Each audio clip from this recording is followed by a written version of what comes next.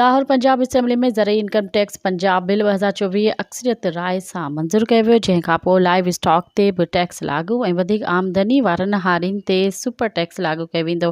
Report मूजिबि Punjab assembly जे इजलास speaker Malak Mohammad Ahmad Khan जी सदारत हेठि थियो। इन सिलसिले में अपोज़िशन तरफ़ां पेश कयल समूरियुनि तरमीमनि खे रद्द कयो वियो, जॾहिं त ख़ुदकुमती इत्तेहादी पार्टी पीपल्स पार्टी ज़रई इनकम टैक्स एक्ट 2024 जी मुखालिफ़त कई।